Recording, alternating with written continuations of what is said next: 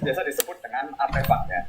Nah, keberadaan artefak ini pastinya seperti sinyal-sinyal seperti noise pada umumnya, yaitu bisa merusak sinyal yang asli dan yang pastinya bisa berakibat fatal karena sifatnya ini kan untuk diagnosis ya. Diagnosis itu berarti kalau ada kesalahan berarti bisa berarah ke tindakan penanganan yang salah dan itu bisa fatal pastinya.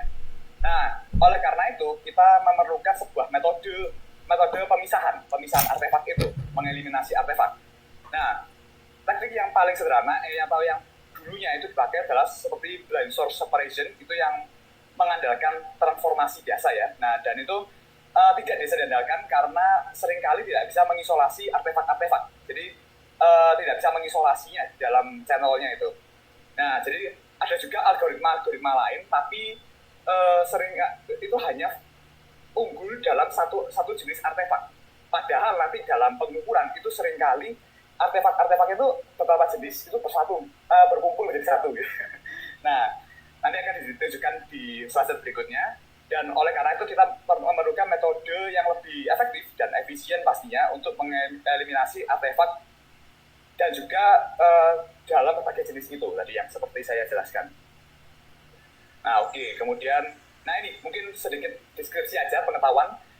Jenis artefak itu ada dua, ada technical sama biological. Seperti namanya, technical itu akibat peralatan. Misalnya dari komponen DC atau kemudian dari elektroda. Kita pakai elektroda ya untuk mendapatkan hasil pengukuran itu.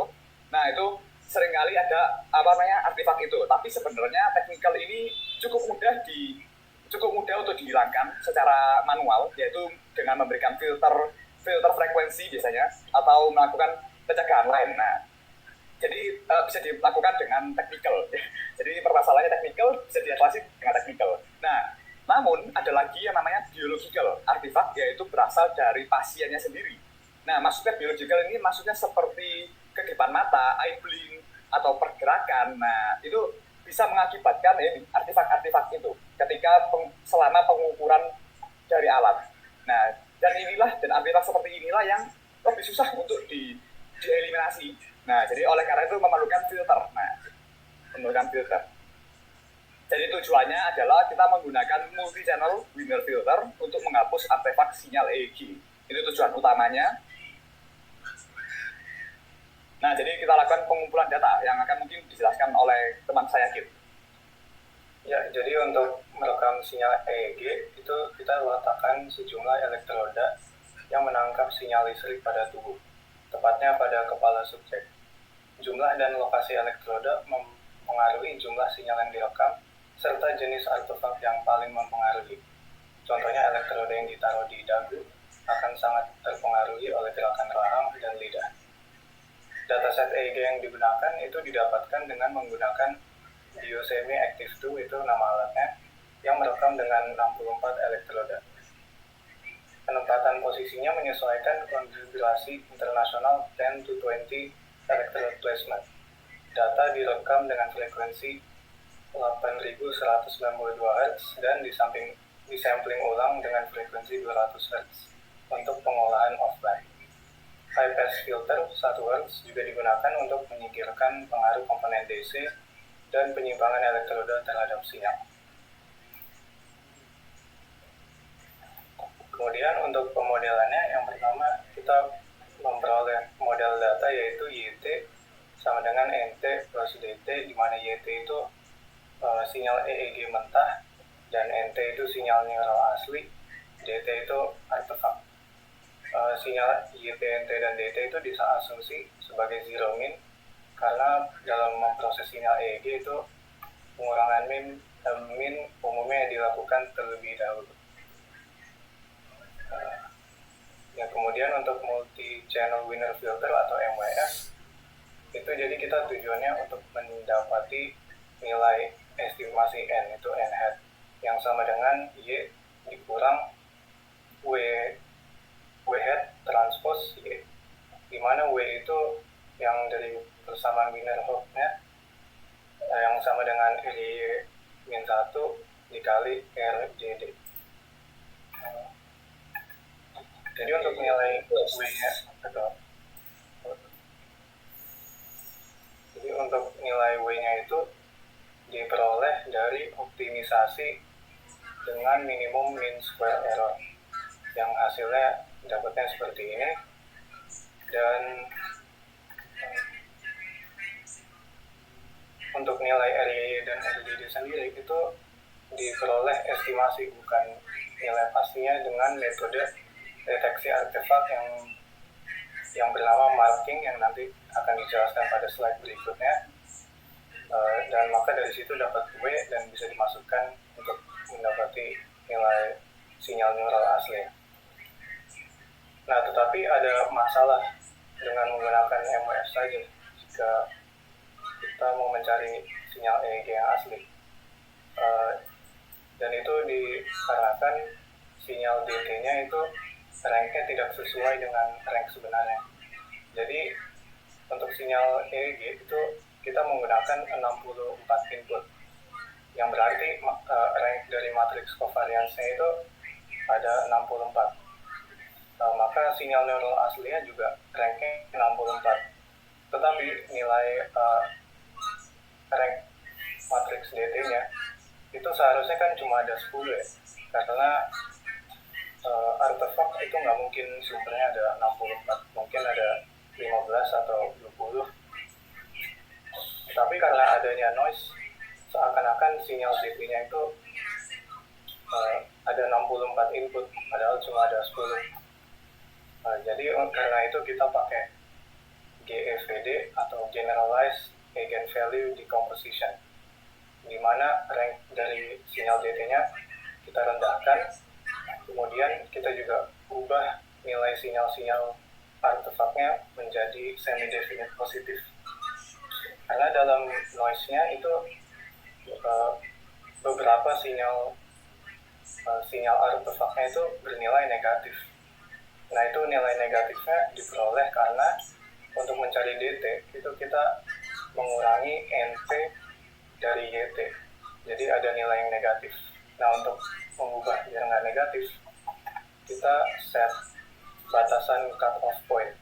Jadi misalnya kalau ada nilai negatif, kita ubah aja dan menjadi menjadi 0 saja. Jadi rank-nya akan kurang.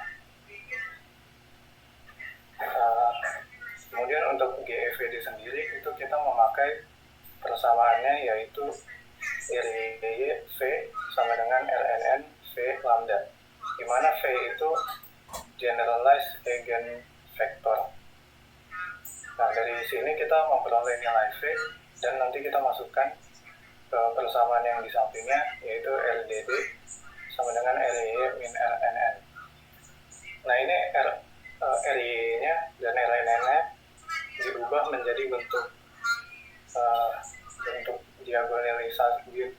diagonal, jadi sigma Y yang sama dengan sigma D saja. Nah, setelah dapat nilai LDD, nanti kita masukkan kembali ke persamaan W, nanti kita dapat W, dimasukkan ke persamaan N, nanti dapat sinyal neural asli. Nah, untuk selanjutnya dilanjutkan oleh Vincent. Nah, ya, jadi selain kita menggunakan filter, kemudian ada juga pakai konsep GEVD. Nah, itu kita juga perlu membuat yang namanya hybrid data. Nah, maksudnya hybrid data itu seperti apa? Membuat data hybrid dari pembacaan EEG yang sengaja diberi artefak. Jadi seperti ini, teman-teman. Kalau misalnya ya kita tadi seperti Dikit mention, itu ada namanya marking. Nah, mesin atau filter itu tidak bisa langsung memisahkan atau langsung mengetahui mana yang artefak, mana yang bukan gitu loh. Jadi dia nggak tahu. Nah, termasuk kita sendiri sebagai pengamat, itu mungkin kadang itu kita tidak melihat karena artefak sendiri itu seringkali bercampur dengan sinyal murni ya, sinyal yang asli. Nah, oleh karena itu kita tuh untuk mengetahuinya kita sengaja memberikan artefak ke Y misalnya, ke Y itu sengaja diberikan artefak yang sudah tahu kalau itu artefak gitu. Nah, nanti akan dilakukan proses marking. Nanti dijelaskan lagi nanti. Oke, dengan proses marking, dan oleh karena itu kita nanti jadinya mesin itu atau filter itu punya acuan mana sih sinyal yang disebut artefak itu yang mana gitu loh. Itu gunanya kita memberikan artefak yang sengaja diberikan gitu loh. untuk membuat hybrid, yaitu yang dinamakan hybrid data gitu. Jadi kita tuh akan memberikan contoh ke filter mana sih artefak itu gitu. Jadi nanti akan dijelaskan di simulasi mungkin biar lebih jelas ya. Nah ini mungkin dijelaskan dulu oleh Faiz untuk pemilihan parameternya. Oke, terima kasih sama kita. Untuk pemilihan parameter, jadi di proyek kami ini ada dua parameter. Yang pertama itu lag shadow delay.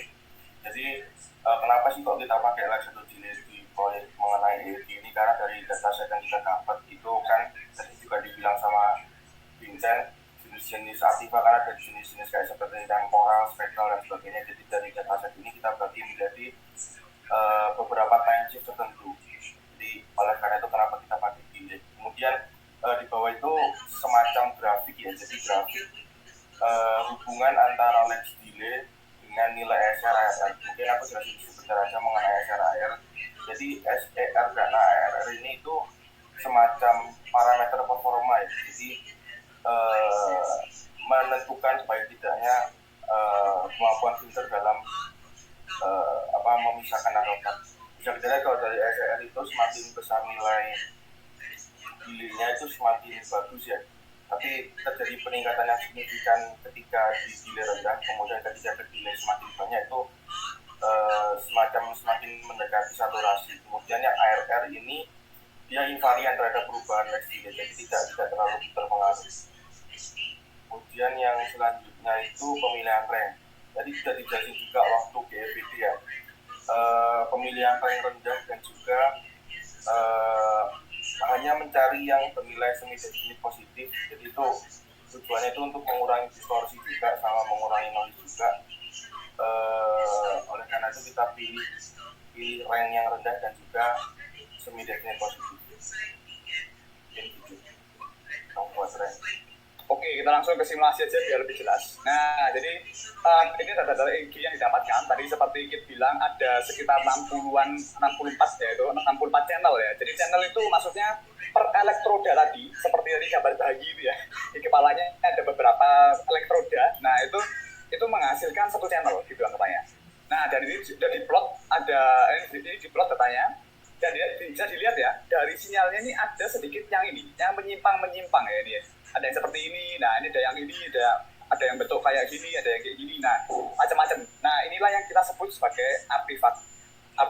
Nah ini mungkin teman-teman juga aku kasih informasi juga dulu. Kayak misalnya ya artefak seperti ini, yang banyak ini, itu kalau nggak salah itu dikatakan tuh disebabkan karena eye blink. Nah karena kedipan mata. Nah sedangkan ada juga seperti ini, artefak yang seperti ini, itu dia sampai mempengaruhi banyak channel. Nah ini mempengaruhi banyak channel itu biasanya ini dibilang sebagai movement artefak. Nah jadi bisa dilihat dari dua ini aja bahwa di dalam data ini ada dua jenis artefak yang berbeda. Jadi bukan cuma satu. Nah jadi ada beberapa channel. Nah seperti itu.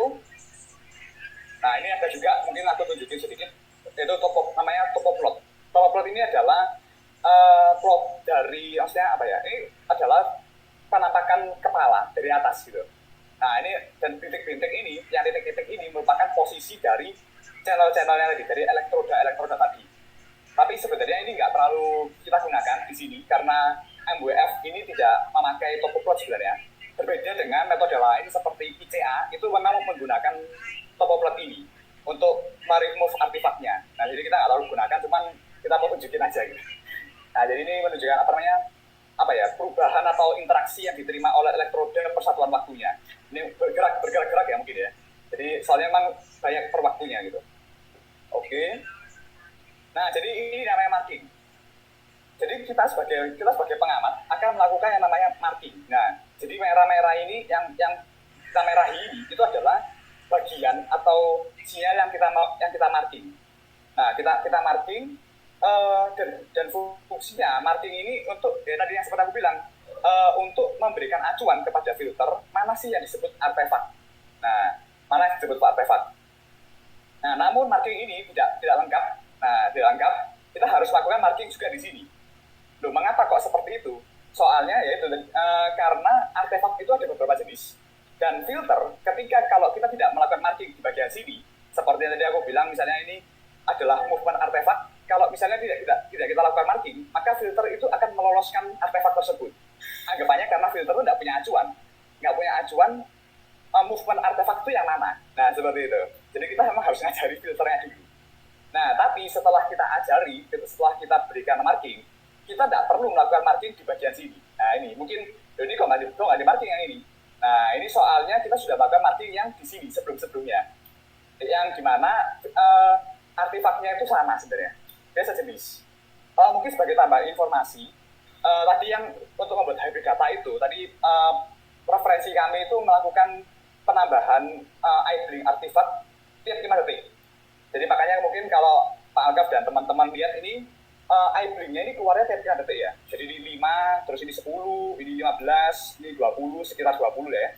25, 30, 35, dan seterusnya ya. Jadi dia sengaja memberikan itu per 5 detik. Atau mungkin korespondennya disuruh ngedip 5 detik ya. Nah, sekitar itu. Seperti itu, marking. Nah, kemudian kita masukkan parameter yang sudah dijelaskan oleh Faiz, yaitu ada delay dan rank. Nah, delay-nya kami pilih 5 dari beberapa. Seperti yang Faiz bilang, kalau delay ini semakin tinggi, itu tidak akan memberikan pengaruh yang cukup signifikan. Dan kalau dipilih delay yang sangat besar, itu berarti komputasi dilakukan juga akan semakin berat. Nah, nanti akan ditunjukkan juga mengapa kami memilih delay 5 secara dari segi SNR dan ARR-nya. Nah, tapi juga mungkin sebagai alasan yang lain, kenapa dipilih 5? Karena tadi yang seperti saya bilang, ada artifak yang mungkin sifatnya ini ya, seasonal, per 5 detik, yang diberikan oleh peneliti tadi.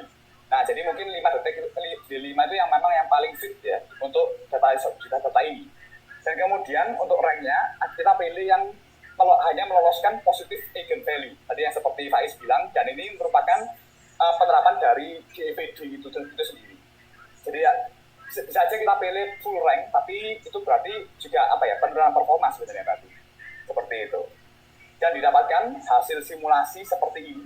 Nah, ini sudah terlihat ya. Kalau artefak-artefaknya hilang, semuanya hilang, ya kira-kira dia sekarang sinyalnya lebih rata ya, lebih halus. Nah, ini berarti kita sudah melakukan proses filtering. Nah, kemudian sekarang kita lihat performanya. Performa filter itu bisa diamati sebenarnya dari gambar plotnya aja bisa kita lihat ya, bahwa performanya cukup baik. Karena ini, yang hijau ini adalah sinyal hasil filter. Nah, itu terlihat cukup rata dibanding dengan sinyal yang biru. Itu berarti yang sinyal biru itu yang data mentah ya. Nah, terlihat sudah hilang semua ya, artefak-artefaknya atau yang ini, yang tonjol-tonjolannya menghilang. Nah, kemudian yang gambar bawah juga kita bisa lihat bahwa filter itu selain dia menghasilkan data murni, filter itu juga bisa sebenarnya digunakan untuk mengestimasi artefak itu mana. Nah, itu tadi gunanya marking, kita filter itu bisa mengestimasi artefak yang mana. Tadi sebenarnya kita tadi mungkin bisa menjelaskan ya, tadi itu di persamaan yang kita tunjukkan di mana tadi, di window filter, itu ketika kalau N itu kita ganti dengan D, maka sebenarnya kita bisa mengestimasi artefak juga. Seperti itu. Nah, ini terlihat bahwa filter itu sudah bisa mengestimasi artefak dengan cukup akurat ya. Makanya yang merah-merah ini, yang merah merupakan estimasi dari filter, itu dia mengestimasi semuanya. Seperti itu. Nah, selain dari pengamatan secara langsung, bisa juga kita hitung dengan SER dan ARR, yang mungkin sama kita akan jelaskan lebih lanjut. Jadi selain itu kita dapat melihatnya dari nilai SNR atau signal to error ratio dan ARR, artifact to residue ratio.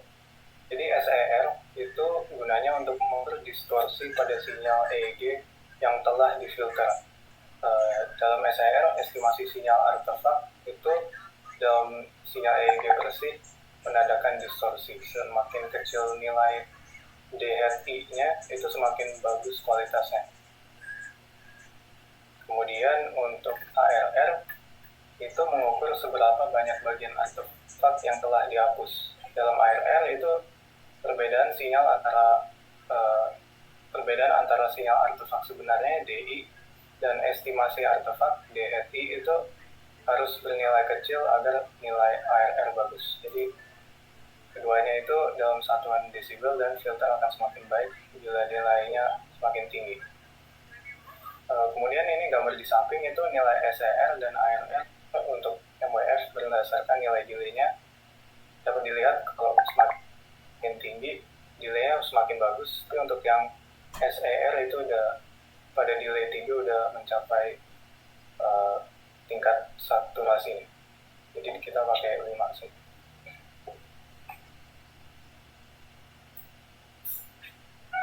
Oke, selanjutnya untuk perbandingan dengan metode lain. Jadi aku jelasin dulu masalah ICA sama CCA. Jadi ICA itu kepanjangannya adalah Independent Compact Analysis. Jadi dia itu metode untuk decomposing data jadi menjadi independent subbagian gitu. Sebenarnya sama kayak CCA, tapi bedanya CCA itu kan canonical correlation analysis. Jadi dia itu pemisahan data menjadi data-data yang independen itu berdasarkan matriks kovarian silang gitu. Terus jadi sebagai perbandingan itu ada grafiknya terkait nilai SPR sama ARR. Gambar A itu yang cuman eye blinking ya, sedangkan yang B itu yang eye blinking ditambah dengan muscle tadi yang Vincent sempat sebut. Jadi bisa kita lihat kalau yang di eye blinking itu tetap MWF GEVD yang paling performanya paling oke, sedangkan buat waktu komputasi itu mungkin MWF GEVD masih kalah sama CCA karena CCA itu terkenal metode yang waktu komputasinya paling singkat, tapi MWF GEVD juga singkat tapi nggak sesingkat CCA. Kemudian untuk ICA ini sebenarnya performanya bagus, hampir sama kayak CCA, tapi dia mempunyai waktu komputasi yang terlalu lama ya. Terus sama juga kayak di muscle. Jadi kalau di muscle ini malah CCA-nya yang performanya jelek. Mungkin karena CCA itu biasanya digunakan pada pemisahan artefak yang tunggal ya, karena eye blinking kan bisa dibilang artefak hidup independen lah bahasanya. Kalau muscle itu sama eye blinking dari CCA itu susah untuk mengidentifikasi ini yang muscle yang mana, yang eye blinking yang mana, mungkin seperti itu. Bisa di next slide. Nah ini perbandingannya. Jadi MWF itu SR-nya rendah pada artefak removal jenis, kemudian memiliki nilai AR dan AR jenis SR dan AR dua jenis lebih tinggi daripada metode lain, kemudian waktu komputasinya cukup cepat. Kemudian MWF ini juga itu performanya paling bagus di antara keempat metode ini di segala kondisi, jadi di kondisi artefak eye blinking maupun di artefak eye blinking plus muscle. Kemudian waktu komputasinya itu bisa dibilang cepat, tapi masih lebih lama dari MWF biasa maupun CCA. Kemudian ICA ada Informa sama FAS itu performa yang baik pada artefak sejenis. Namun FAS ICA itu paling buruk karena mungkin FAS ICA itu kalau sepemahaman itu ya dia nge-skip beberapa step yang dilakukan sama kayak Informa ICA gitu. Terus komputasinya itu cukup lama, tadi udah disebut juga. Terus CCA ini komputasinya paling cepat, tapi performanya itu yang bagus cuma di eye blinking, yang di muscle tadi udah dijelasin juga kenapa performanya bisa jelek.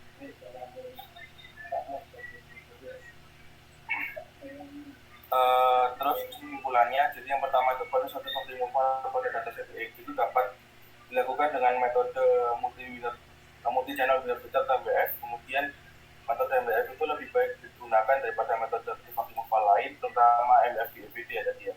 Bila dilihat dari perbandingan performa filter melalui SCR dan AR serta waktu komputasi.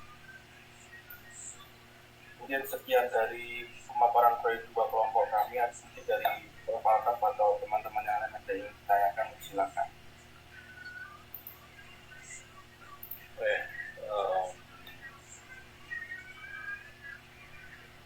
Ya, pustakanya sudah ada ya. Iya. Bisa sebelahnya. Ya, boleh. Yang pertama ini ya mengingatkan aja ya, sudah berkali-kali saya ingatkan kalau buat paparan dan pakai huruf kurang dari ukuran 20. Ya, ini banyak pakai huruf yang sulit ya saya baca ya, bahkan Oh iya Pak. tidak di paparan itu juga terlalu kecil ya.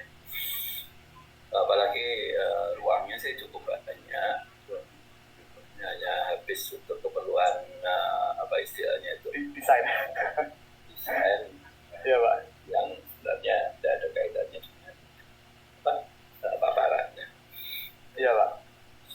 Ya agak mengganggu. Ya, jadi ingatkan aja ya. Jadi jangan buat paparan dengan ukuran huruf kurang dari 20. Kalau Mungkin yang seperti ini ya Pak. 20 ya bisa mengganggu.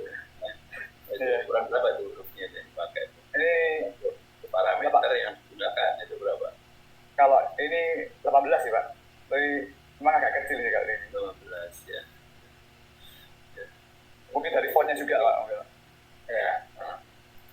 Kalau saya buat kalau di mana di tempat saya itu kan tidak ada yang ukurannya kurang dari 24 sih. Iya Pak. Karena ya sulit kan ya yang baca, jadi harus setengahnya kayak apa menjeli ya.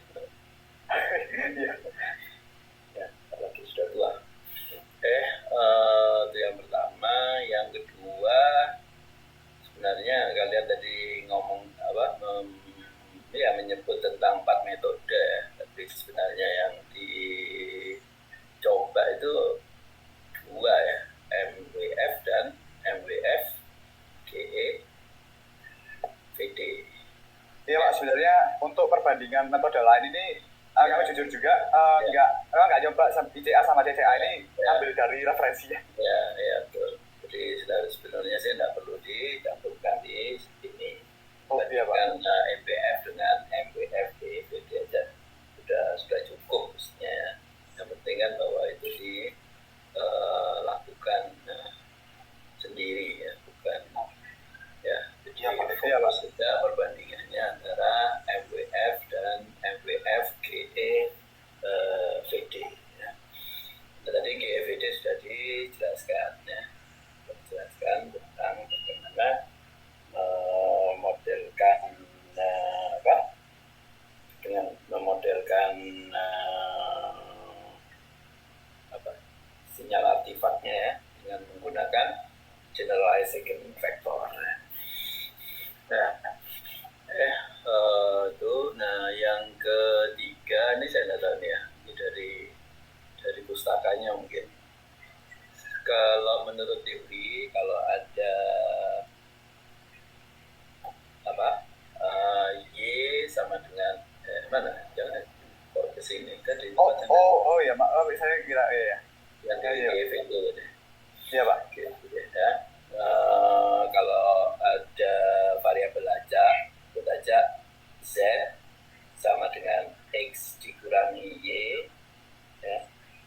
Variannya Z itu bukan sama dengan variannya X dikurangi variannya Y, tapi sama dengan variannya X ditambah variannya Y. Kalau kalian pelajari masih ingat ya di bab 2 itu kan kalau varian itu ditambah dengan A kuadrat. Jadi kalau A-nya -1, kalau dikuadratkan menjadi +1. Cuma di sini kok pakai minus, ini yang saya jadi benar ini rumusnya. Mungkin begini Pak penjelasannya Pak. Jadi ini kan yang kalau rumus yang aslinya, maksudnya yang saya zoom out aja. Nah, model datanya ini kan Y sama dengan N plus D kan Pak. Yang murni tambah noise-nya, artefaknya maksud saya. Nah, ini dan kita asumsikan ini mereka berdua ini N sama D ini tidak independen sama lain ya. Jadi mereka tinggal di plus gitu kan Pak. Nah, kan di sini itu RDD sama dengan RYY min RNN Pak. Makanya di minus Pak, harusnya ditambah Pak. RYY sama dengan RNN ditambah RDD gitu ya Pak. Nah, tapi di sini kami cantumkannya RDD sama dengan RYY min RNN gitu Pak. Makanya negatif gitu. Ya itu karena nanti kalau itu dinegatifkan ada kemungkinan nanti variannya bernilai negatif. Varian sigma Y kurangi sigma N itu ada kemungkinan bernilai negatif, kecuali kalau Y-nya ini sudah dinyatakan sebagai jumlahan dari D dan N, sehingga nanti itu menyatakan varian dari D plus N dikurangi variannya N. jadi mungkin ditambah rumusnya aja Pak, penulisan rumusnya RI sama dengan LNN plus RDD gitu ya Pak. Iya, karena ya tadi tuh. Makanya kan tadi akhirnya ada kemungkinan untuk menjadi tidak definite positif. Nggak selalu definite positif. Ya, seharusnya di GEVD itu udah diubah dulu Pak, jadi semi definite positif. Nah itu. Udah ada metodenya, jadi diganti jadi nol saja yang negatif. Iya. Karena pasti nanti akan muncul yang negatif karena dikurangi. Nah, jadi tidak menjamin eigenvalue positif. Padahal kalau di varians, di matriks covarian itu dijamin selalu definite positif. Karena ini minus jadinya. Tapi gini ya, memang metodenya gitu ya, pakai minus ya. Ya, ada kemungkinan terjadi negatif, terus kalau negatif itu di nol kan? Ya Pak. Ya, oh. Ya. Terus setelah ini saya masih belum lihat ya bagaimana MWF dengan MWF GEVD itu dibandingkan. Oh mungkin begini Pak, kalau kan gini Pak, kalau MWF biasa itu kan berarti dia kan memfilter biasa gitu Pak. Berarti kan kalau misalnya ranknya itu berarti mungkin full gitu. Nah, tapi kalau yang GEVD ini seperti yang tadi seperti kita bahas itu kan mengambil eigen value yang positif aja, yang berarti ranknya juga akan menurun. Kita cari rank yang paling kecil. Nah, jadi kalau di simulasi ini itu nanti ada Pak pilihannya ranknya itu di GUI-nya itu. Nah, ya itu ada pilihannya full rank atau apa percentage rank atau apa gitu. Nah, itu ada pilihannya Pak. Jadi kita bandingkan dari situ Pak. Full sama positif gitu. Iya.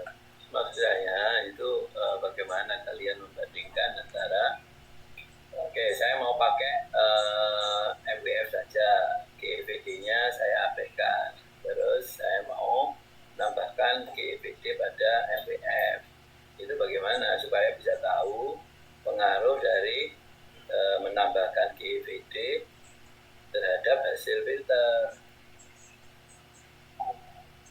Oh, yaitu belum dicantumkan berarti ya itu ya. Ya, harusnya coba itu cantumkan. Jadi kamu nanti nyari kan ini kan membandingkan ya, karena membandingkan ya bukan katanya orang, tapi kamu melakukan eksperimen sendiri untuk bisa sampai pada kesimpulan bahwa dengan menambahkan GEVD ya itu didapat hasil yang lebih baik ya. Gitu. Cukup fokus di dua ini saja, MWF itu bagaimana tanpa GEVD, kemudian kalau ditambah GEVD itu jadinya seperti apa. Gitu ya. Oh iya Pak, mungkin kami coba nanti mungkin tambahkan kalau ya, dan tadi hurufnya ada. Oh iya itu ya saya katakan ya. Ya, capek saya bacanya, lelah. Tadi 20 ya Pak ya? Minimal.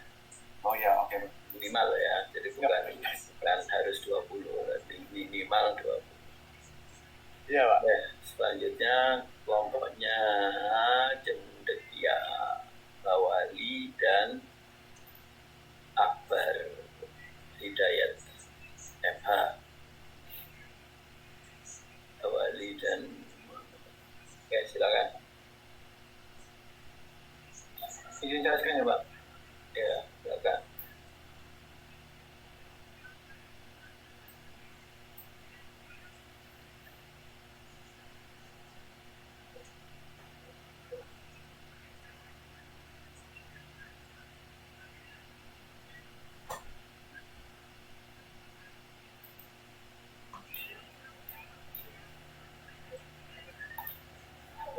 Ini udah lihat ya, udah di slide-nya udah full screen Pak? Belum sudah belum slide-nya belum. Oh bukan, slide dulu.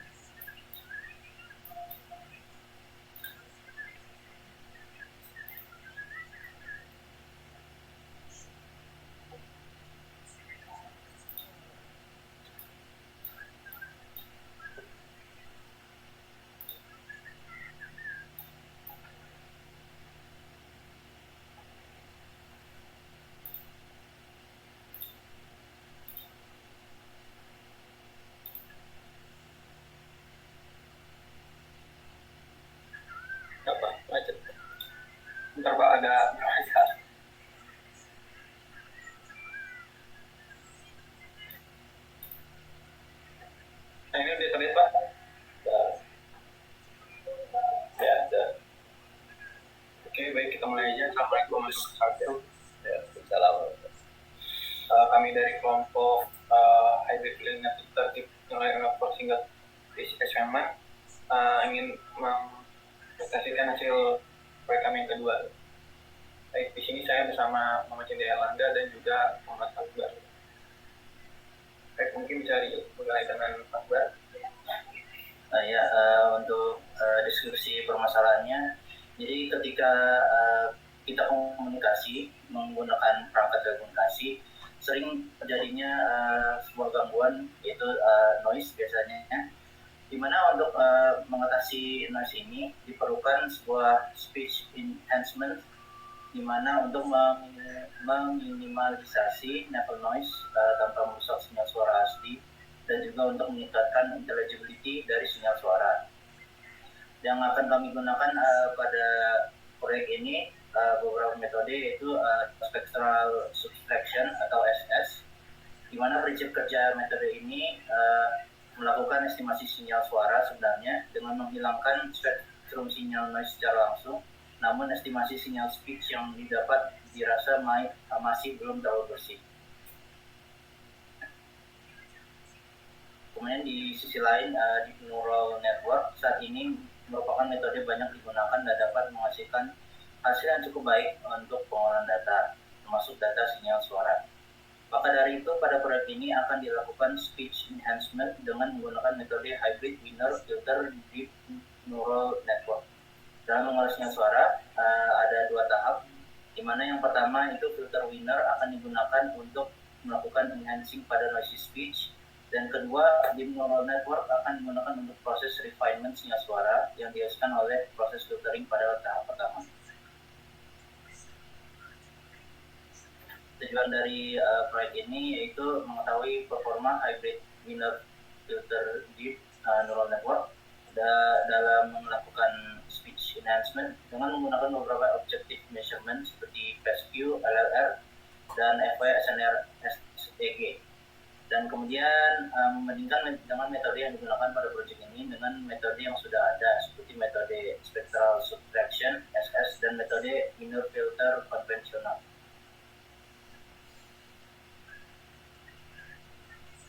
Ada 4 langkah atau 4 metode, yaitu pengambilan data sinyal speech dari database yang tersedia secara open source di internet, kemudian melakukan speech enhancement dengan SS dan filter winner, serta melakukan training pada neural network dengan sinyal noisy sebagai input dan sinyal suara yang clean sebagai output.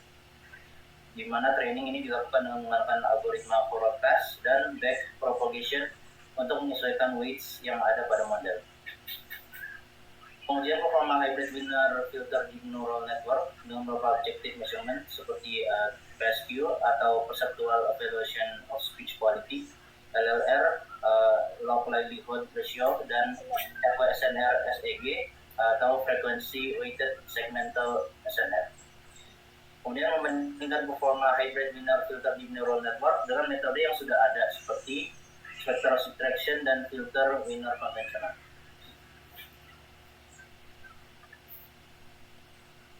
Untuk pengambilan datanya, kami ambil dari Mathworks.com, di mana datasetnya terdiri dari 2000 sampel yang clean speech.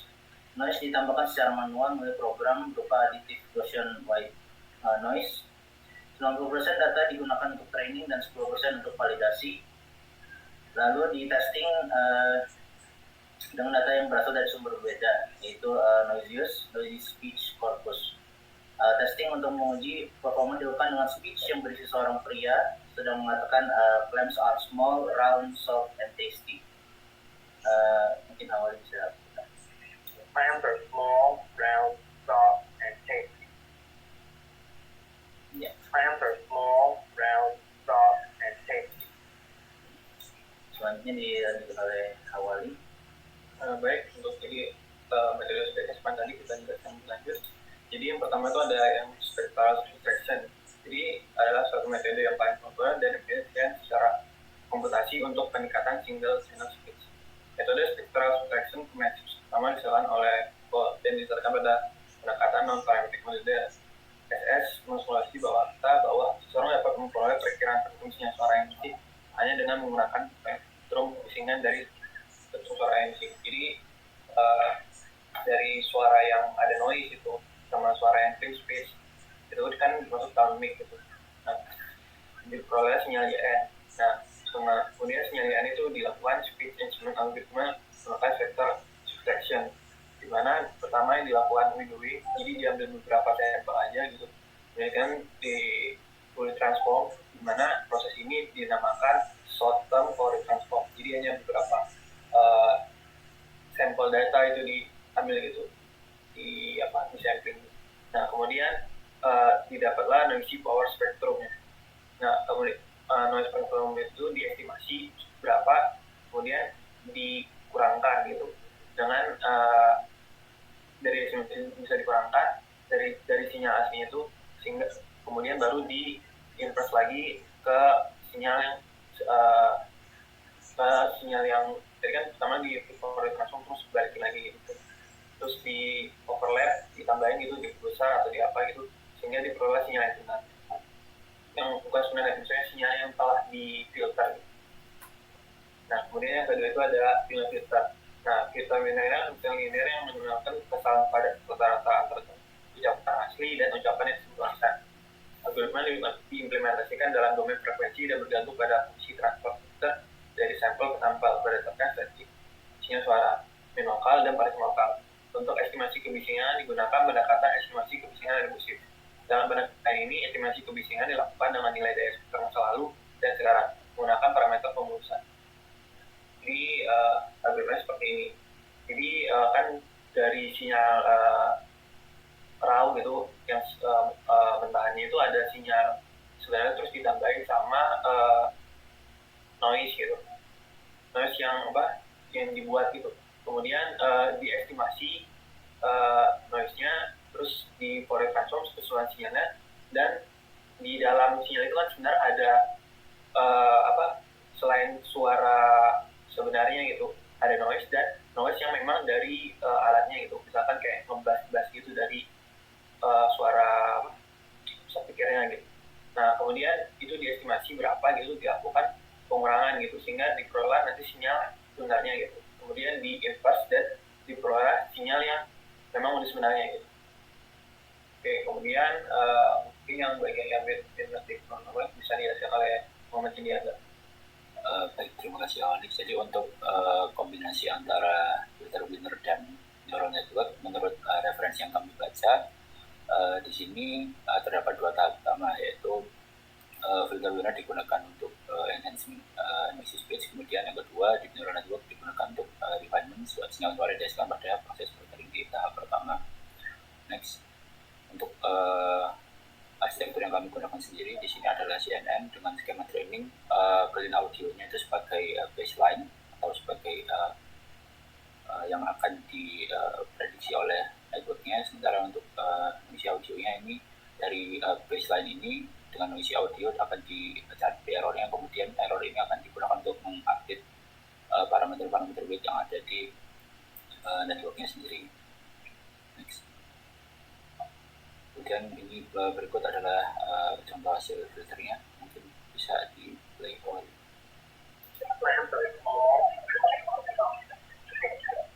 Untuk spectral subtraction pada SNR 0 decibel dengan environment noise-nya berupa bubble.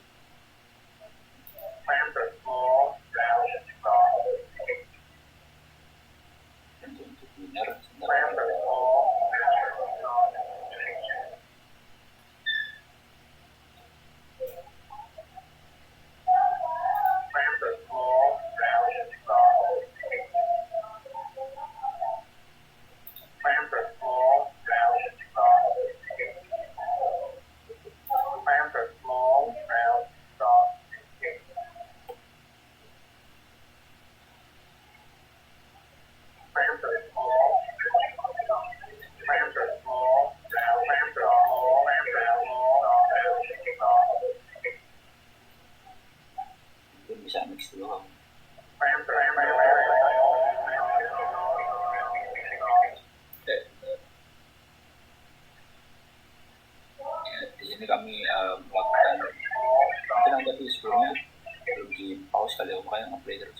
Iya. Oh iya. Bentar, coba dilihat sebelum.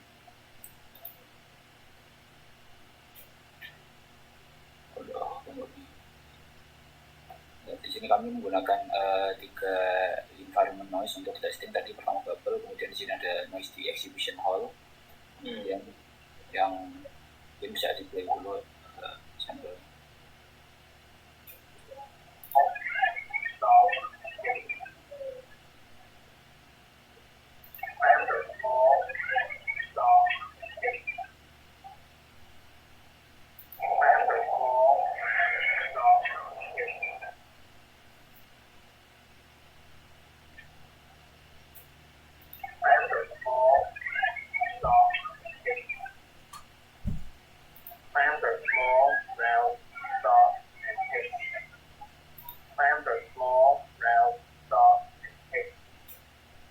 Mungkin bisa next untuk yang terakhir. Kemudian kami environment noise-nya ada di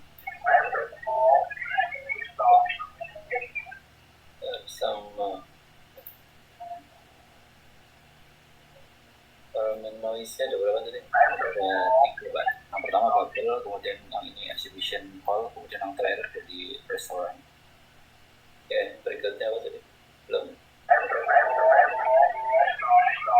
Ini nggak bisa di skip, itu mesti gue.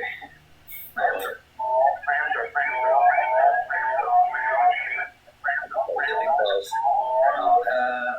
Mungkin keluar PPT-nya dulu, apa di keluar F5-nya dulu, biar stop ya Pak. Gitu. Ya, di restoran. Ya, Pak.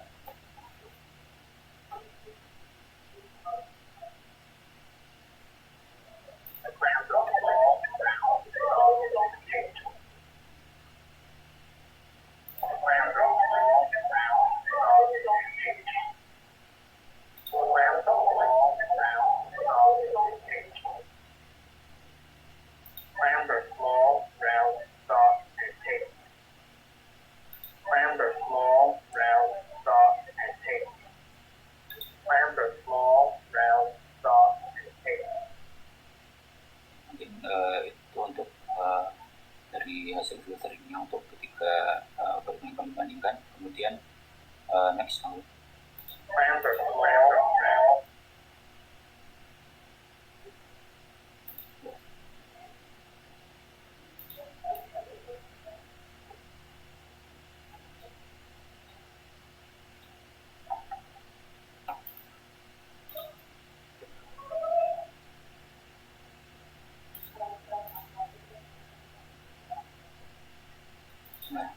Setelah kami melakukan filtering, akan dibandingkan antara ketiga algoritma yang kami gunakan. Di sini objektif tesnya ada 3, seperti yang tadi telah disampaikan oleh Akbar. Pertama ada BSQ, kemudian ada LLR dan FWSNR segmen. Nah, di sini pertama dibandingkan dengan menggunakan BSQ. Di sini di mana nilai BSQ merupakan kombinasi linear dari rata-rata nilai sinyal gangguan dan rata-rata nilai sinyal gangguan asimetris yang dituliskan sebagai persamaan yang tertera pada slide. Menurut literatur, ketika parameter A0, A1, A2 ini masing-masing memiliki nilai 4,5, min 0,1 dan min 0,0309. Nah, hasil dari BSQ ini akan memiliki nilai dengan range min 0,5 sampai 4,5. Nah, di sini semakin tinggi nilai BSQ, kualitas speech-nya akan semakin baik. Dan berikut adalah hasil yang telah kami uji.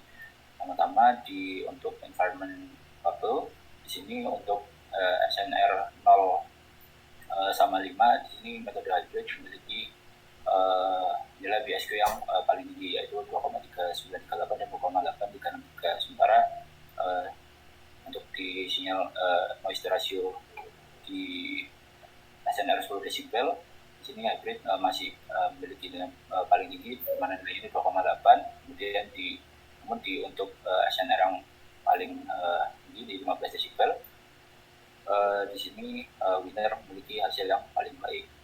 Kemudian next. Kemudian untuk di environment noise-nya yang di exhibition sama seperti tadi, untuk SNR 0 sama di sini nilai PSQ-nya si metode hybrid ini paling tinggi, sementara untuk di SNR 10 sama 15 ini yang paling tinggi adalah winner yang konvensional gitu. Next. Kemudian di restoran juga sama, di sini untuk SNR 0 sama 5 di metode hybrid ini SNR-nya maksudnya PSQ-nya paling tinggi di sini 2,1, sementara di 5 desibel ada 2,5, sementara di SNR 10 desibel juga itu masih paling tinggi, namun di SNR 15 desibel winner memiliki angka yang paling tinggi seperti itu.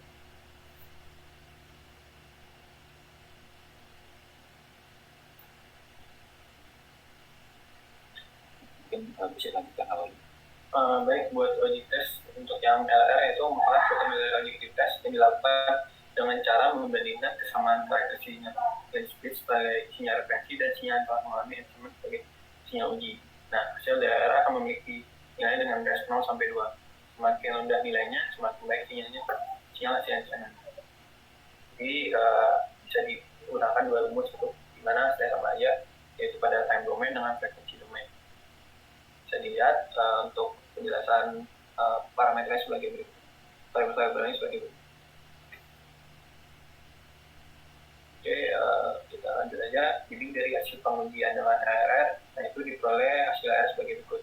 Di mana pada frekuensi pada SNR atau desibel itu 0 itu untuk metode paling baik itu dipegang oleh hybrid. Dia akan balik itu. Kemudian untuk yang desibelnya itu 5 itu yang paling bagus itu kemarin itu adalah bina. Kemudian untuk yang desibelnya itu 10 itu yang paling baik itu metode STS itu selection. Kemudian untuk yang 15 desibel itu metode yang paling baik itu bina.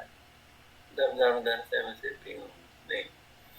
Jadi kalau winner itu bagus waktu 0, SNR-nya 0 dan 10 gitu ya. Ini kalau LLR semakin rendah semakin bagus, Pak. Makin rendah itu makin bagus. Jadi yang bagus di 0 di 0 itu hybrid, 5 itu winner gitu ya. 10 itu SS ya. Terus 15 itu winner lagi. Iya. Paling kecil. Iya. Tidak konsisten ya. Oke, ya terus kita pindah. Terus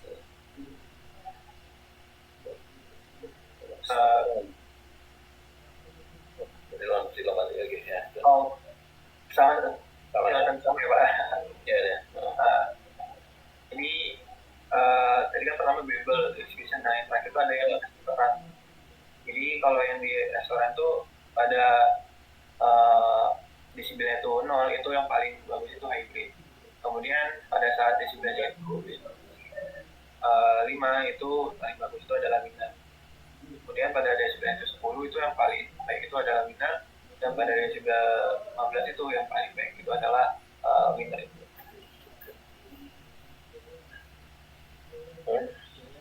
Kemudian ada FPSNR segmen sebagai metode pengujian yang melakukan analisis segmental SNR dalam domain frekuensi dengan memberi bobot pada rentang frekuensi spektrum tertentu sehingga dapat memastikan kualitas speed sebenarnya yang baik.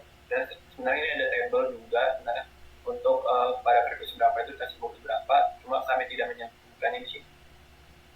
Baik, ini nah ini kan ada bobot pada rentang frekuensi. Nah itu sebenarnya itu ada tabelnya tadi itu. Nah tapi yang tidak kami contohkan diri untuk rumus dari FPSNR itu sebagai berikut. Frequency weighted segmental SNR. Terus kemudian diperoleh hasil sebagai berikut. Jadi semakin dia besar gitu, dia makin bagus. Jadi pada frekuensi pada desibel 0 itu itu yang paling baik itu adalah hybrid. Kemudian pada desibelnya itu 5, itu yang paling bagus itu winner. Kemudian pada desibel 10 itu adalah winner. Kemudian pada desibel 15 itu yang bagus, itu adalah SS. Ada yang environment exhibition itu yang paling bagus itu ada desibel pada saat 0 itu hybrid. Kemudian pada desibel 5 itu adalah winner. Kemudian pada desibel 10 itu adalah winner lagi gitu.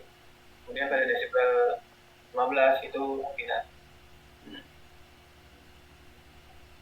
Kemudian pada environment restoran itu yang paling baik pada desibel 0 itu adalah hybrid.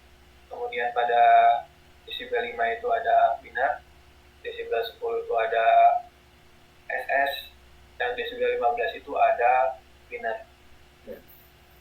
Mungkin kesimpulan bisa dari Angga. Baik, jadi untuk kesimpulannya dari proyek yang telah kami lakukan ini pada pengujian dengan menggunakan objektif tes PSQ, di sini performa hybrid dapat dibandingkan dengan kedua metode yang lain pada tingkat SNR 0 desibel dan SNR 5 desibel. Nah, untuk SNR 10 desibel dan 15 desibel performa filter winner memberikan hasil yang lebih baik.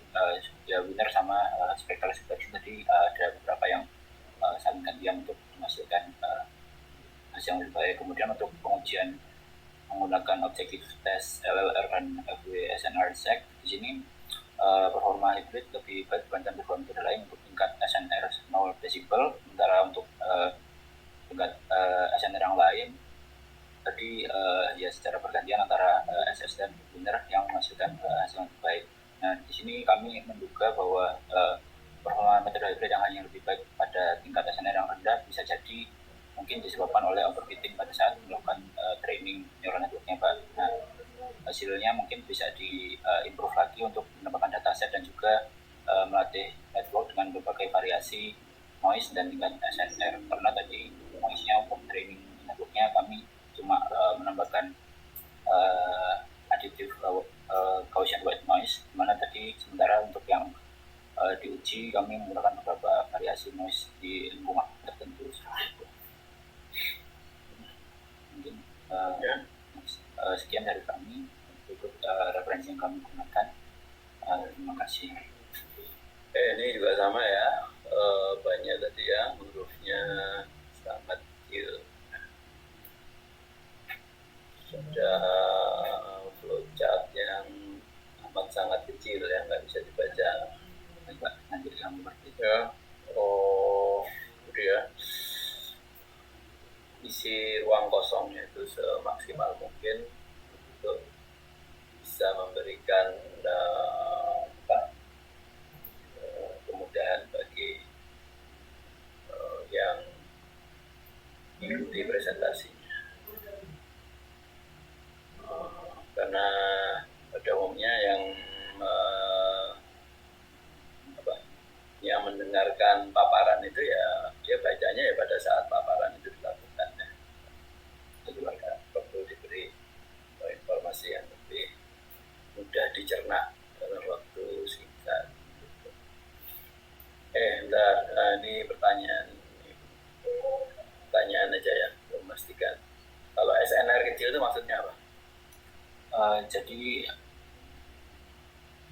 perbandingan antara noise. Jadi SNR kecil, sepaham saya ini Pak. Jadi suaranya semakin noisy gitu. Kalau ini kan signal to noise ya. Kalau signal to noise itu berarti kan powernya signal dibagi powernya noise. Jadi kalau SNR-nya kecil itu berarti power signal dibagi power noise itu kecil gitu ya. Iya Pak. Berarti power noise-nya besar. Power noise-nya besar. Jadi kalau itu noise-nya besar. Sehingga di sini kalau noise-nya besar ya. Kalau noise-nya besar, SNR-nya kecil. Ya Pak. Itu ya. Jadi jangan kebalik ya. SNR kecil itu justru noise-nya besar. Nah, kalau noise-nya besar, ternyata yang bagus adalah yang hybrid Pak. Jadi dia konsisten, dia desainer ya. Jadi kalau noise-nya besar, yang bagus adalah yang hybrid. Kalau noise-nya kecil, yang bagus adalah winner. Seringnya winner, walaupun tadi ada juga yang SS. Jadi harusnya ini sudah hybrid itu jadinya bagus, karena kalau noise-nya tinggi, noise-nya bagus ya, hasilnya bagus. Cuma ini kan jadi tidak konsisten ya. Kok bisa dengan noise bagus itu noise besar itu hasilnya bagus, dengan noise kecil hasilnya jelek. Nah ini yang istilahnya membingungkan ya. Nah, kok bisa ya? Karena 2 kali itu kayak kan digabungin Pak. Mungkin antara atau sama ini Pak, tadi mungkin karena waktu saat training networknya mungkin overfitting ke listener yang rendah. jadi yang benar itu bisa ini kayak hilang juga Pak. Ya tadi kan kalau tadi interpretasinya SNR kecil adalah noise kecil, penjelasan tadi masuk akal. Tapi kalau SNR kecil itu menyatakan noise besar, penjelasan overfitting itu sepertinya kok tidak pas ya.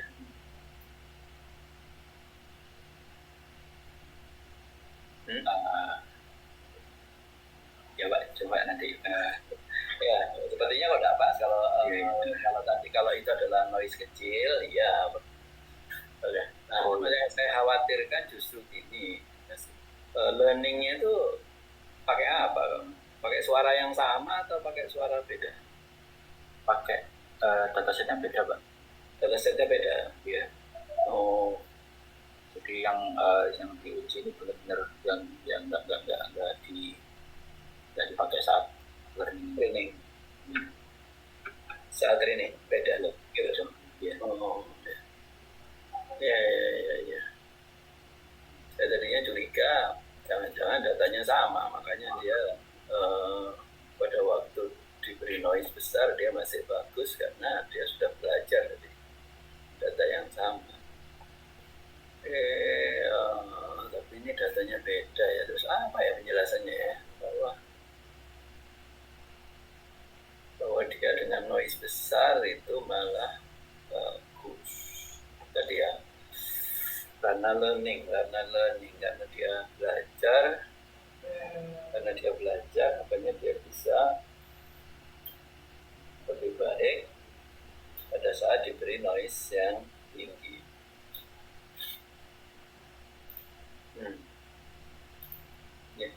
Ya betul kan, ada yang mengganggu, ada yang mengganggu pikiran anak biasa bahwa dia lebih bagus pada saat noise-nya tinggi. Terus tadi lama learning tidak ada mana ya, pertama ya lama learningnya. Iya Pak. Kita tidak bisa mengukur seberapa efektif learningnya tadi. Apakah tadi terjadi overfitting apa enggak?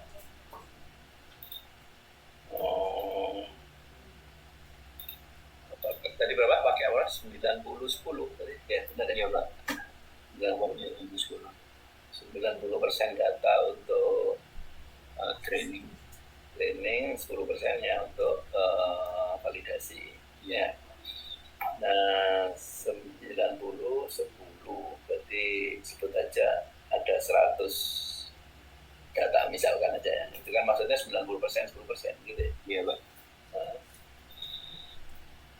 Ada 100. Nah, 100-nya ini bukan tadi itu suara yang gimana? Claim are soft tadi. Claim are wrong itu diulang-ulang 100 kali dengan noise yang berbeda-beda, bukan? Bukan, Mbak. Enggak.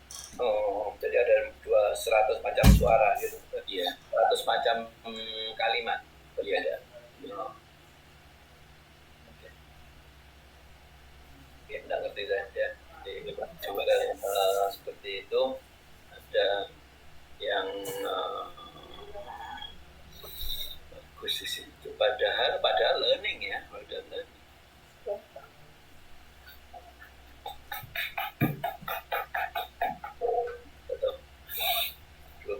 Belum bisa mikir. Nanti kamu.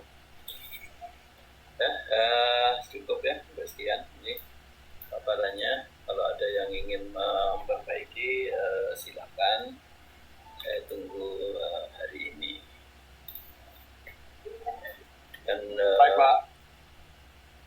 saya lanjutkan kuliah sedikit ini untuk menyelesaikan basic Kalman filter.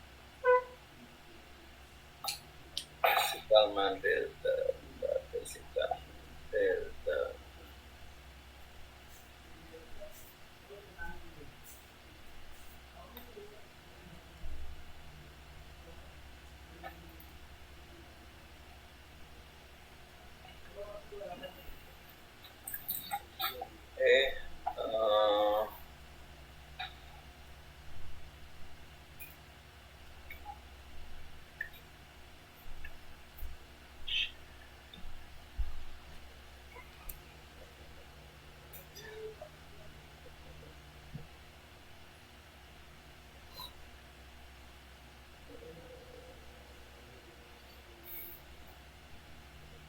Ya, Sudah terlihat, Pak. ya kemarin kita sampai di sini ya, benar ya? Ya betul, Pak.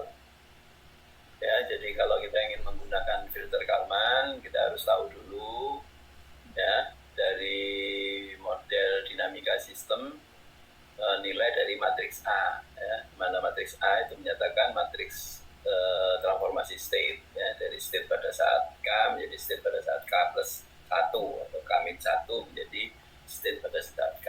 Matriks transformasinya kita notasikan dengan A. Ini harus diketahui, ini nanti sebagai input. Kemudian dari model pengukuran kita bisa mencari hubungan antara output Y dengan state X ya. Nah, hubungannya antara Y dan X itu dinyatakan dengan matriks H ya. H itu adalah matriks transformasi state output. Ini juga harus diketahui. Nah, ya. Terus kita harus tahu matriks covariant noise system. Nah, nanti untuk masing-masing state itu ada noise-nya ya. Masing-masing state ada noise-nya, sehingga nanti di situ noise system itu menyatakan noise pada masing-masing state. Nantinya akan berbentuk matriks covariant. Itu kita notasikan dengan Q, juga harus diketahui ya. Dan matriks covariant noise pengukuran ya, nanti juga sama. Masing-masing output nanti akan kecampuran noise pengukuran ya. Masing-masing output. Dan nanti di situ kalau outputnya banyak, noise pengukurannya itu juga ada beberapa ya untuk masing-masing output, dan katanya nanti akan bentuk matriks covariant. Kita tahukan dengan N. Dan ini harus diketahui, ini A-G-R-nya harus diketahui untuk bisa menggunakan filter Kalman. Jelas, kalau kita mau menjalankan algoritmanya, karena ini rekursif harus dikasih nilai awal. Nilai awal nanti K, ya, iterasinya itu mulai K 0. Kemudian nilai prediksi awal, ya, X topi 0 dengan informasi min 1, ya, ini nilai prediksi saat K sama dengan 0. Kemudian P0 min, ini yang menyatakan matriks covariant kesalahan prediksi saat K sama dengan 0. Ya, nanti ini gampangannya kita ambil P0 min-nya sama dengan matriks identitas, ya, jadi diinputkan sebagai matriks identitas, kemudian X topping-nya prediksi pada K sama dengan 0 itu diberi nilai 0 ya. Nah, ini input ya yang harus diberikan kepada algoritma filter Kalman untuk bisa mencari estimasi pada saat-saat estimasi dan prediksi saat-saat berikut. Algoritmanya adalah seperti ini. Kita hitung K. Ya, dimulai K0 dulu karena K sama dengan 0 ya. Kita hitung K0. Setelah itu kita hitung P0. Ya, kemudian kalau belum ada datanya, ya kita abaikan step 3, step 4, kita menghitung P1 main ya.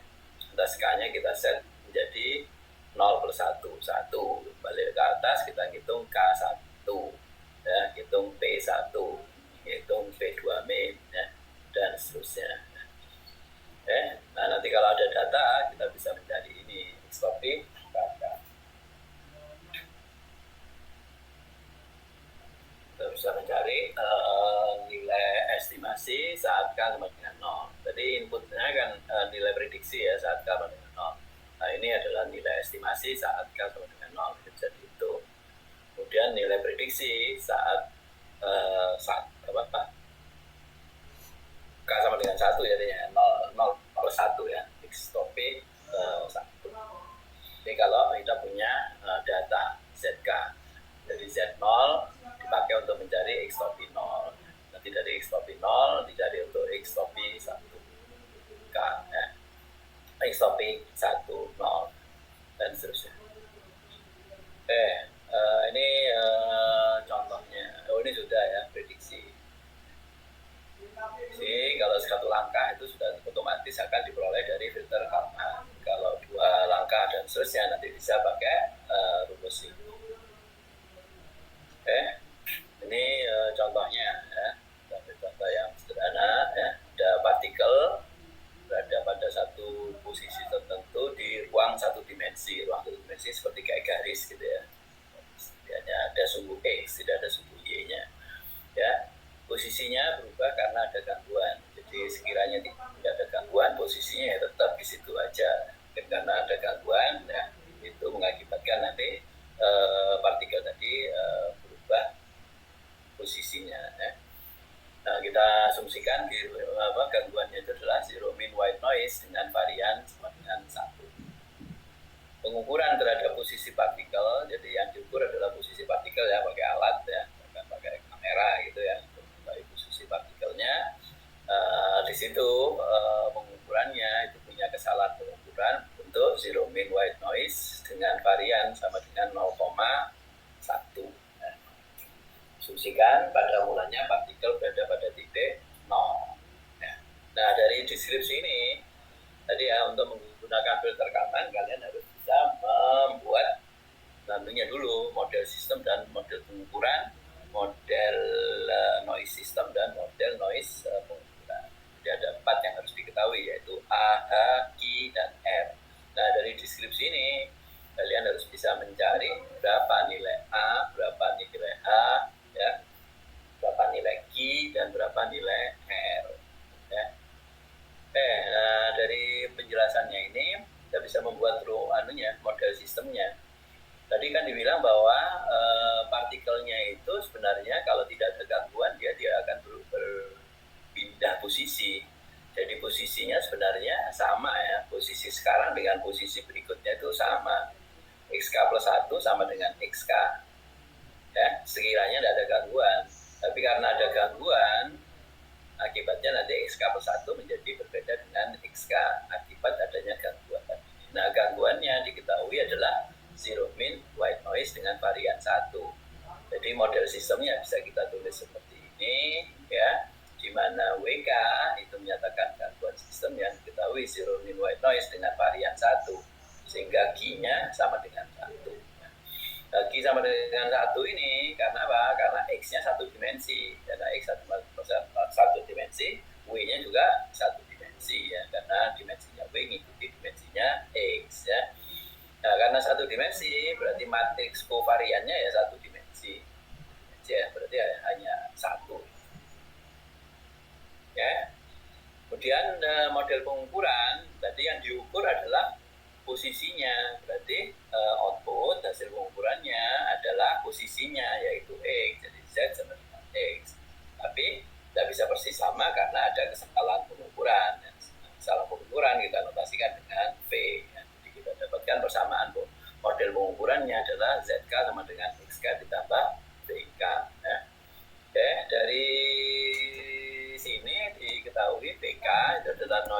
pengukurannya yang di soal diberikan informasi adalah zero mean white noise.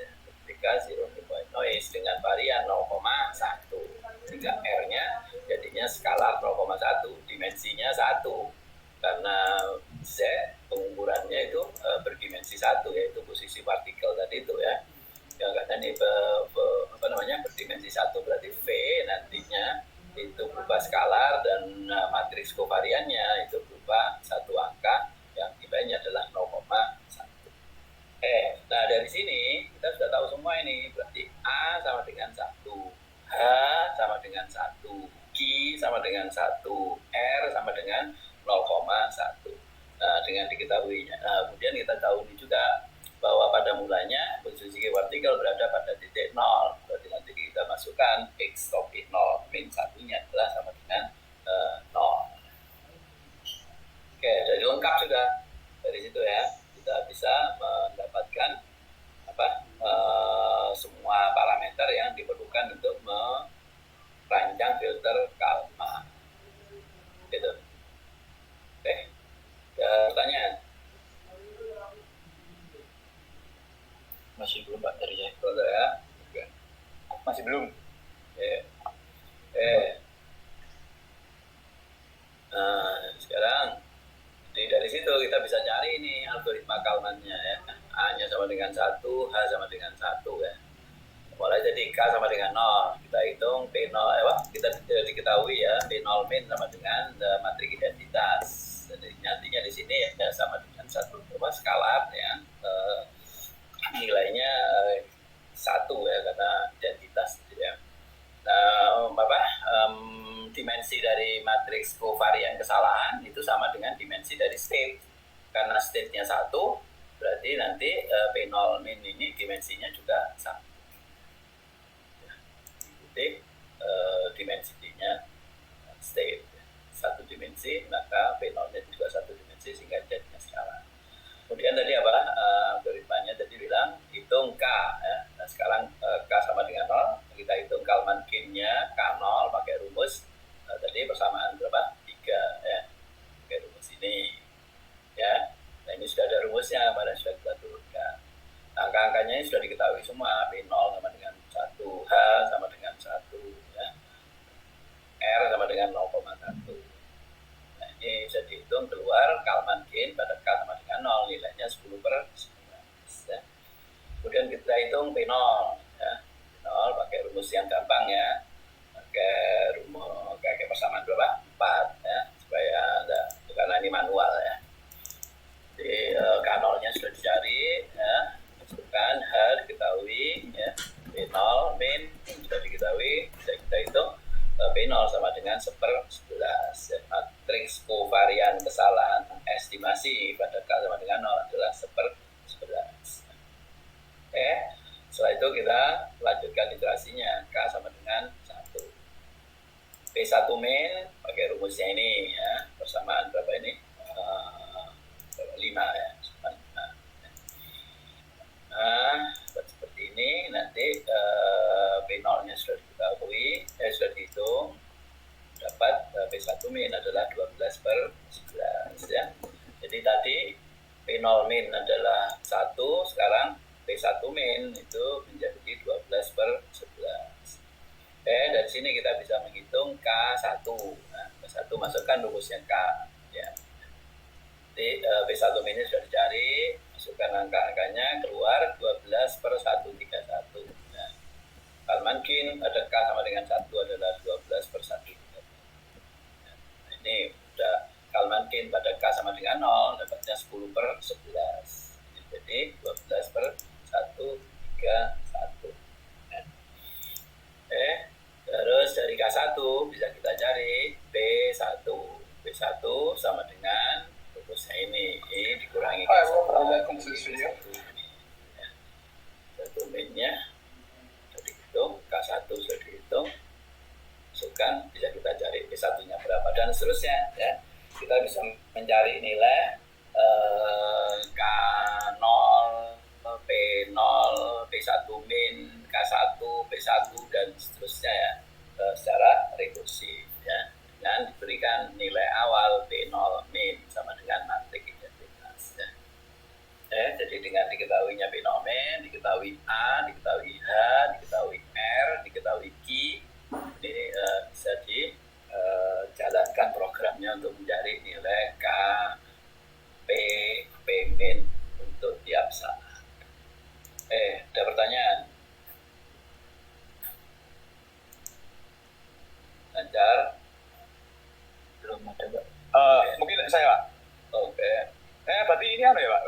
ini dengan asumsi datanya belum diketahui ya. Ya, Makanya kenapa kita skip prosedur 34 yang diberi 34 ya. Iya Pak. Oh ya baik Pak, cuma informasikan aja. lompat. Baik Pak. Ini hanya untuk menunjukkan bahwa Kalman itu bisa dihitung walaupun datanya belum ada. Ya. Ini nantinya itu K0, K1, K2 dan seterusnya itu bisa dihitung dulu, disimpan. Nanti begitu ada data kita sudah perlu hitung, sudah tinggal perkalian matriks saja. Jadi bisa cepat. Ya. Ini saya akan masalah yang lebih kompleks ya, gerakan mobil di jalan. Mobil bergerak pada jalan lurus ya, dengan kecepatan konstan. Nah, ada ini ya, kecepatan konstan. Karena gangguan jalan ya, mungkin karena ada mobil lain, ada polisi tidur atau ada apa ya, itu menyebabkan kecepatannya itu menjadi berubah-ubah. Gangguan ini dapat dimodelkan sebagai zero mean white noise dengan varian 1. Kecepatannya yang konstan tadi itu karena ada gangguan terhadap kecepatan mengakibatkan kecepatannya itu menjadi berubah-ubah. Ya. Gangguannya itu adalah zero mean white noise dengan varian. Pada tiap saat posisi mobil diukur. Ya. Jadi yang diukur adalah posisinya, ya. Pakai kamera atau ukur posisi mobil. Ya. Dengan kesalahan pengukuran dapat dimodelkan sebagai zero mean white noise dengan varian setengah. Ya. Ini setengah adalah varian kesalahan pengukuran. Periode pengamatan adalah satu satuan waktu. Jadi dari K sama dengan 0 menjadi K sama dengan 1 itu selisih waktunya adalah 1. Nah dari cerita ini kita mau membuat filter Kalmannya ya. Seperti tadi sudah jelaskan, untuk membuat filter Kalman kita harus tahu dulu model sistem dan model pengukuran serta nanti model noise system dan model noise pengukuran. Yang pertama ini model sistem. Karena mobil bergerak pada jalan lurus dengan kecepatan konstan, ya, kita tahu persamaan gerak lurus dengan kecepatan konstan itu kan apa? XK sama dengan apa? XT ya, sama dengan X0 ya, ditambah V kali T ya. Atau XT plus delta T ya, sama dengan XT ditambah V kali delta T gitu ya. Jadi ada dua variabel di sini, yaitu posisi dan kecepatan. Nah, kita misalkan di sini posisi itu sebagai X1 ya, X1K menyatakan posisi mobil pada saat K, X2K menyatakan kecepatan mobil pada saat K. Nah, sekarang dari sini kita bisa membuat model dinamika dari sistemnya, yaitu bahwa posisi saat nanti ya, posisi K plus 1 sama dengan posisi di saat ini ditambah, harusnya kan ditambah kecepatan ya, kecepatan kali delta T. Tapi tadi diambil di sini periode pengamatannya adalah, untuk supaya tidak sulit ya, periode pengamatannya adalah satu satuan waktu. Jadi harusnya di sini dikalikan dengan delta T, tapi delta T-nya adalah 1. Sehingga kita dapatkan posisi nanti sama dengan posisi sekarang ditambah kecepatan kali 1 atau ya ditambah dengan kecepatannya. Ya, posisinya kita nyatakan dengan X1, kecepatannya dengan X2. Maka kita dapatkan persamaan X1K plus 1 sama dengan X1K ditambah X2K. Kemudian kecepatannya konstan, X2K plus 1 sama dengan X2K. Ya. Tapi nanti kecepatannya mengalami gangguan. Ya. Kecepatannya itu mengalami gangguan sehingga kecepatannya tidak bisa persis konstan terus. Ya. Gangguannya itu kita nyatakan dengan model dengan notasi W ya. Nah, dari yang diceritakan di atas itu nanti kita tahu W-nya itu seperti apa. Nah ini harus kita tulis dalam bentuk persamaan state ya, berbentuk matriks ya. Jadi ada state vektor state X ya, sama dengan A kali vektor state X pada saat K kita tuliskan seperti ini, bahwa X vektor state-nya itu ada dua, X1 dan X2. Nah, jadi sama dengan X1 kapus 1, X2 kapus 1 sama dengan sekian kali X1K, X2K. Kalau dari lihat persamaannya, ini berarti nanti yang atas ini harus dikalikan, elemennya harus satu-satu, supaya nanti kalau dikalikan dapat X1 ditambah X2.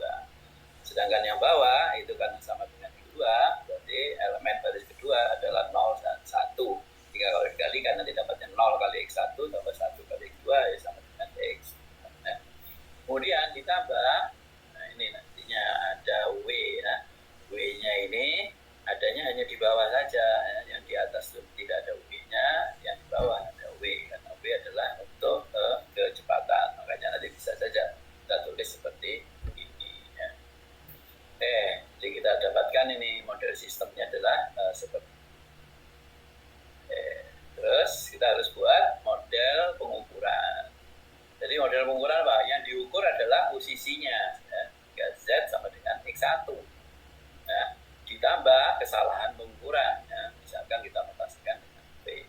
Tapi nanti ini harus kita tulis dalam bentuk persamaan state ya. Ya, apa? Persamaan state berarti nanti harus pakai vektor state, vektor X. Nah, pada vektor X itu ada elemennya ada dua, ada X1, X2.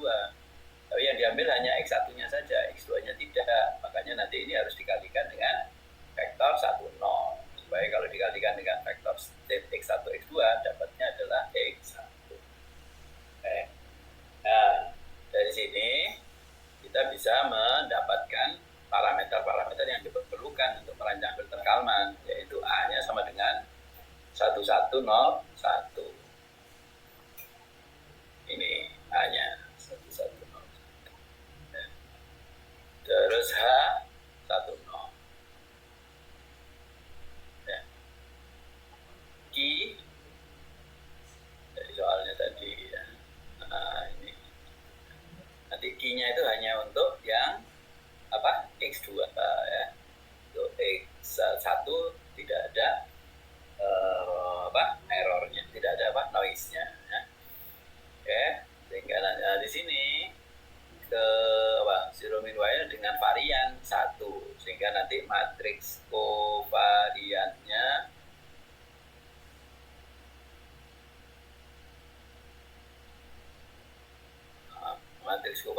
jadinya 00, 01 karena variannya hanya untuk kecepatan saja. Varian noise untuk posisi tidak ada. Dia nanti di sini korelasi kovarian ya, kovarian antara noise dan kecepatan juga ada. Dapatkan Q-nya adalah ya. Ingat ya, Q dimensinya harus sama dengan A sama dengan X. R dimensinya sama dengan Z, tapi Z-nya di sini skalar ya, hanya satu saja. Jika nanti R-nya ada skalar. Dari soal diketahui kesalahan pengukuran dapat dimodelkan sebagai zero min white noise dengan varian setengah. Nah, jadi lengkap sudah.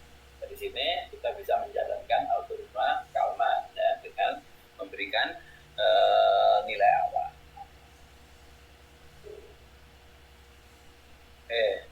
Sampai sini ada pertanyaan dulu nggak? Pak mau nanya, berarti model pengukuran itu hanya mengukur itu aja Pak, posisinya? Iya. Karena di soalnya dikasih tahunya seperti itu ya. Pada tiap saat posisi mobil diukur. Nah, jadi yang diukur itu hanya posisi mobil. Kalau sekiranya kita mengukur dua-duanya, posisi dan kecepatan, ini jadi satu ya nanti hidup nanti. Nah, ini nanti apa?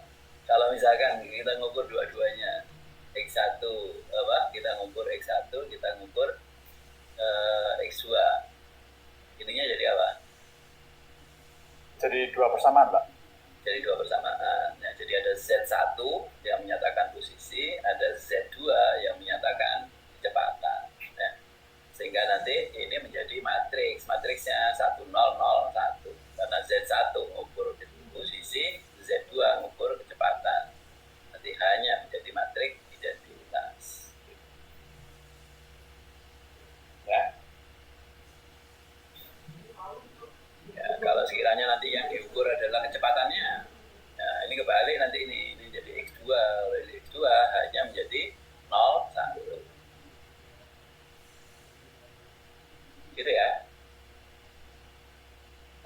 Jadi Pak, berarti jadi kalau mengukur dua-duanya jadi metrik identitas aja, Pak?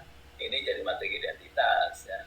Kalau mengukur yang keduanya itu matriks 0K1 aja. 0K1. Matriks 01 aja, Pak. 01 kalau mengukur yang apa? Kedua ya. Misalkan yang kita pakai apa? Radar, speed radar ya. Speed radar berarti yang diukur kan kecepatan. Karena ini Z-nya adalah X2. Ini menjadi 0.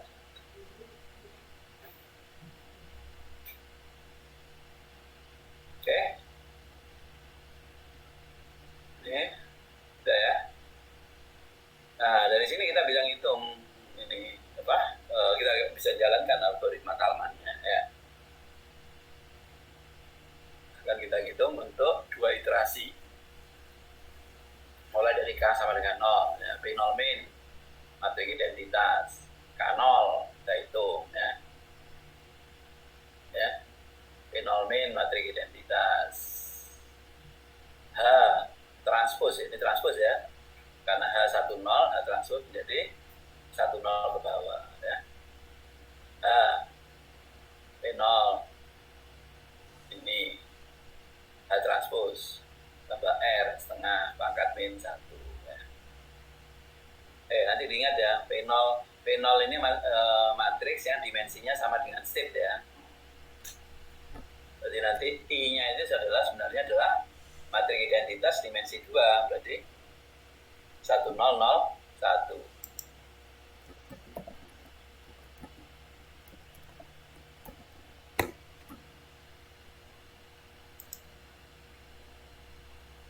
Bentar ya, itu masih azannya. Pause dulu sebentar. Baik, Pak.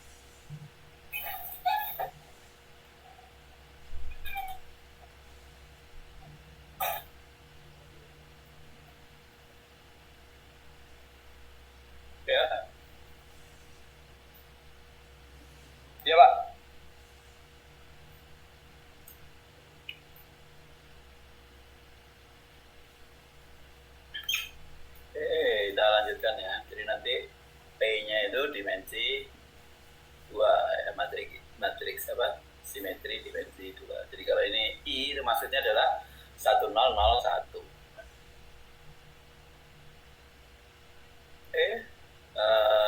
Nanti I di sini itu adalah matriks 1001.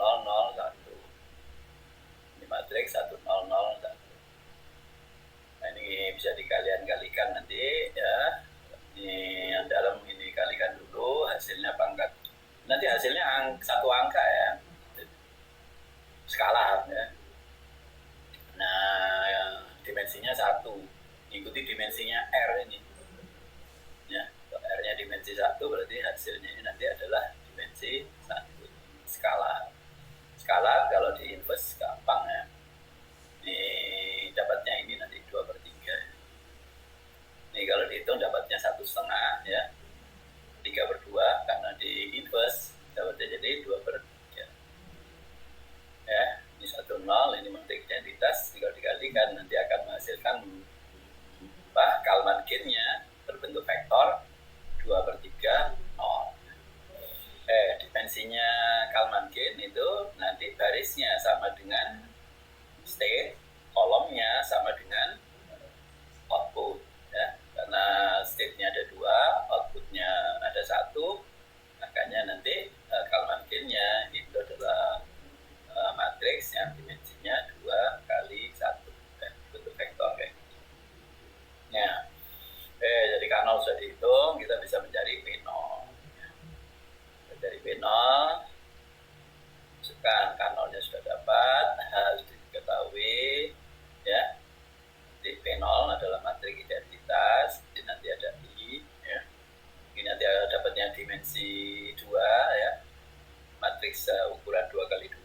Nanti matrik identitasnya disesuaikan, harus dimensi 2 juga, 1001 ya, 1001 dikurangi ini, itu nanti hasilnya adalah ini ya.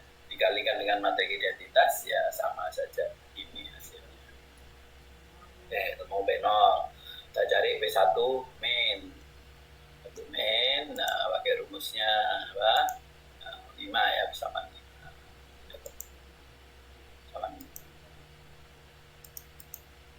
Sama 6 A sudah tahu, P0 sudah dicari ya, sudah dicari A transpose ya, A ya transpose, kita bagi sudah diketahui dapat ini P1 nya